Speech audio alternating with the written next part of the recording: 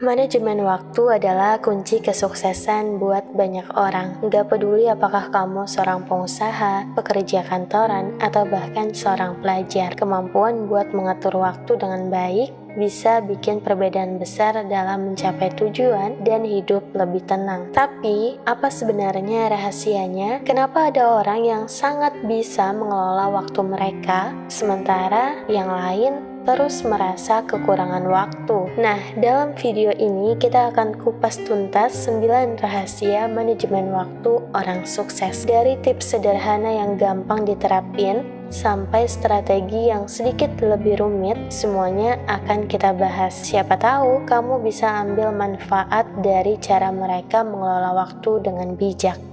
Rahasia pertama dari manajemen waktu yang sukses adalah menetapkan tujuan yang jelas. Ketika kamu tahu apa yang ingin kamu capai, mengatur waktu bakalan jadi jauh lebih gampang. Bayangin kalau kamu punya kompas yang selalu menunjuk arah yang benar, pasti lebih mudah kan buat sampai tujuan. Begitu juga dengan waktu. Kalau kamu tahu tujuan kamu, baik itu jangka pendek maupun jangka panjang, kamu bisa lebih mudah mengalokasikan waktu dengan tepat. Mari kita bahas bagaimana cara melakukannya dengan santai tapi tetap efektif. Langkah pertama yang bisa kamu lakukan adalah membuat daftar tujuan. Bagi daftar ini menjadi dua, tujuan jangka panjang dan tujuan jangka pendek. Tujuan jangka pendek adalah hal-hal yang ingin kamu capai dalam waktu dekat, mungkin dalam beberapa hari atau minggu. Sementara itu, tujuan jangka panjang adalah hal-hal besar yang butuh waktu berbulan-bulan atau bahkan bertahun-tahun buat mencapainya. Nah, setelah daftar tujuan udah dibuat, saatnya kita pecah tujuan-tujuan itu menjadi langkah-langkah kecil.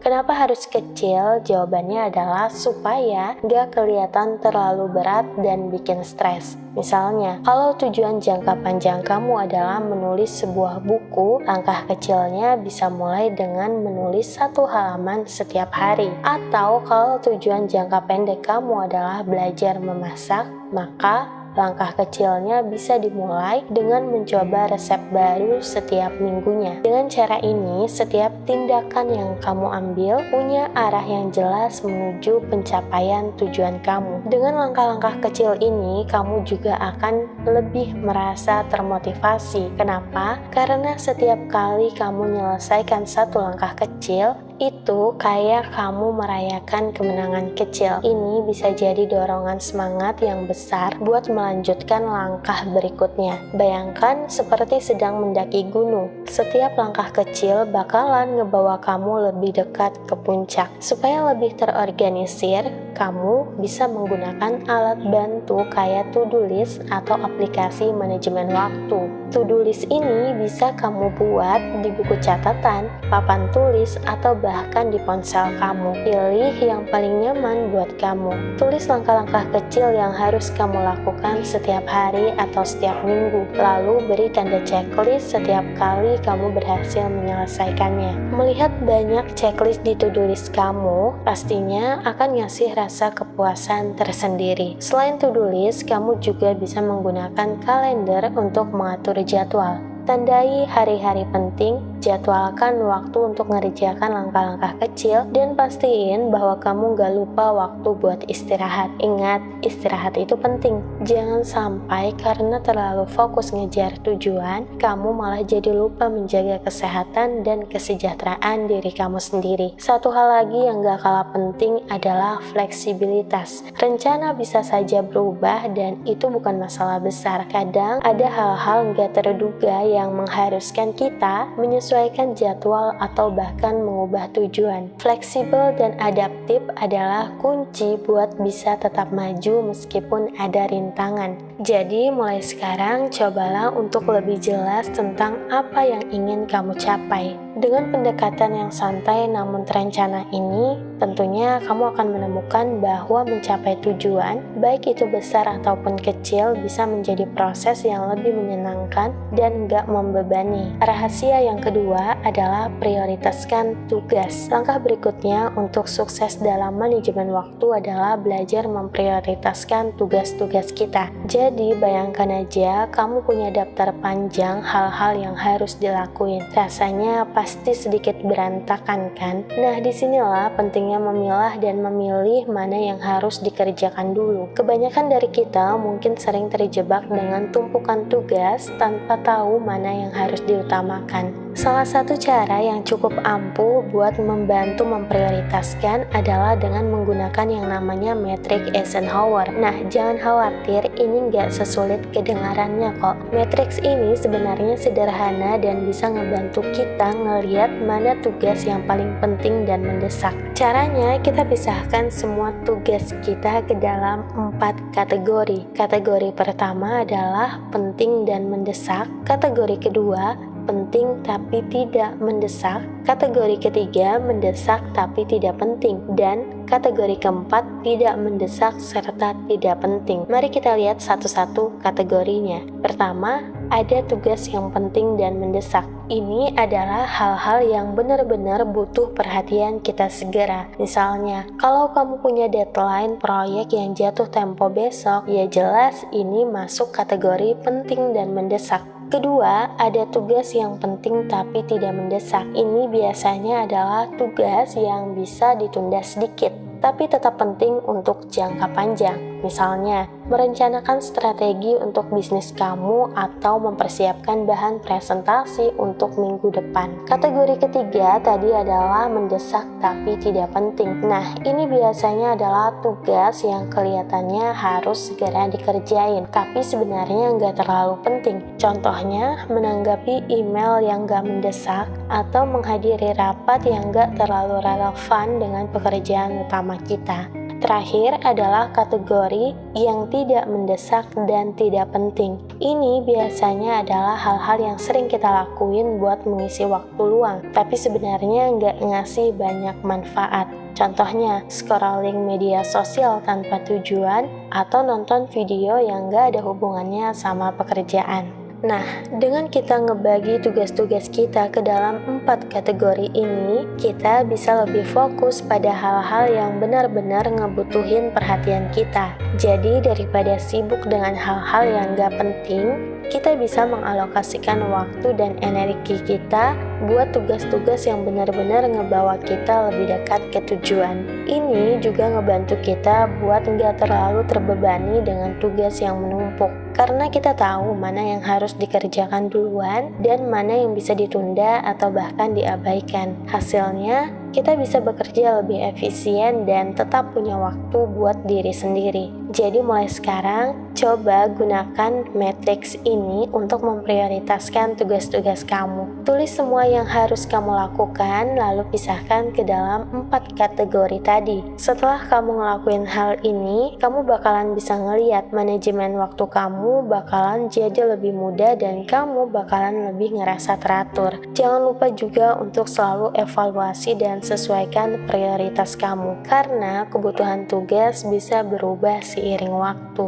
Rahasia ketiga adalah memanfaatkan teknologi. Di zaman digital kayak sekarang, ada banyak alat dan aplikasi yang dirancang khusus buat ngebantu kamu ngelola waktu dengan lebih efisien. Mulai dari aplikasi kalender yang dapat disinkronkan dengan semua perangkat kamu, hingga aplikasi perencanaan tugas yang memungkinkan kamu untuk membuat daftar dan mengatur prioritas tugas-tugas kamu. Teknologi dapat menjadi mitra yang sangat berharga dalam perjalanan manajemen waktu kamu. Tetapi kamu harus ingat supaya nggak terlalu bergantung pada teknologi, sehingga kamu nggak bakalan kehilangan kemampuan untuk mengelola waktu secara manual.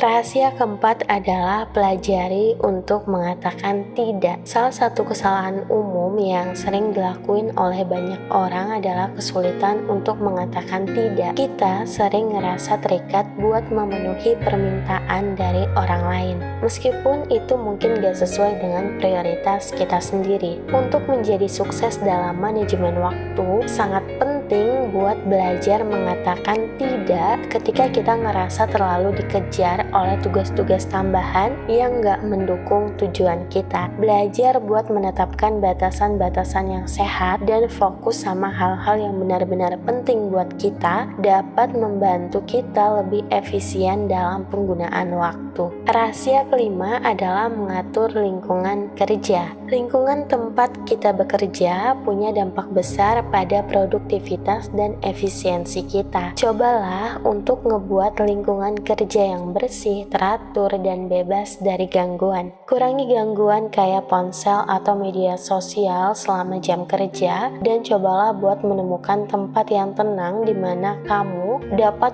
fokus sepenuhnya pada tugas yang ada di depan mata. Sederhanakan meja kerja kamu dan pastikan kamu punya semua alat dan bahan yang kamu butuhin dalam jangkauan tangan. Dengan kamu menciptakan lingkungan kerja yang kondusif, kamu bakalan bisa ningkatin produktivitas dan ngelola waktu dengan lebih efektif. Rahasia keenam dalam manajemen waktu yang sukses adalah menetapkan batas waktu buat menyelesaikan tugas-tugas kamu. Ketika kamu punya batas waktu yang jelas, kamu cenderung lebih fokus dan efisien dalam melaksanakan tugas-tugas itu. Cobalah buat menetapkan batas waktu yang realistis untuk setiap tugas dan berkomitmen untuk menyelesaikannya dalam batas waktu yang ditetapkan. Kalau diperluin, gunakan pengingat atau alarm buat membantu kamu tetap terorganisir dan fokus pada tugas yang ada di depan mata.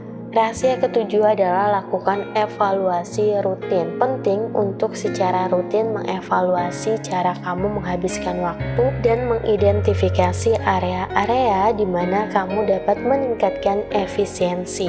Luangkan waktu setiap minggu atau setiap bulan buat meninjau progres kamu dan ngeliat apa yang telah berhasil dan apa yang perlu untuk diperbaiki. Dengan kamu ngelakuin evaluasi rutin, kamu bakalan bisa terus mengoptimalkan cara kamu mengelola waktu dan mencapai tujuan dengan lebih efektif. Rahasia yang kedelapan adalah latih kedisiplinan diri. Kedisiplinan diri ini adalah kunci utama dalam manajemen waktu yang sukses. Tanpa disiplin diri, semua strategi dan teknik manajemen waktu yang kamu pelajari mungkin bakalan gak efektif. Latihlah diri kamu buat mengikuti jadwal yang udah kamu buat dan tetap fokus pada tugas yang perlu untuk kamu selesaikan. Ingatlah bahwa manajemen waktu adalah tentang membuat keputusan yang bijaksana dalam menggunakan waktu kamu, dan kadang-kadang itu membutuhkan ketegasan dan disiplin supaya tetap pada jalurnya. Rahasia terakhir adalah berikan waktu untuk istirahat. Meskipun terdengar paradoksal, beristirahat sebenarnya merupakan bagian yang sangat penting dari manajemen waktu yang sukses. Ketika kamu ngasih waktu buat istirahat dan ngelepasin diri dari kerjaan, kamu memberikan otak kamu kesempatan untuk nge-refresh dan ngisi ulang energi. Ini membuat kamu ngerasa lebih segar dan lebih produktif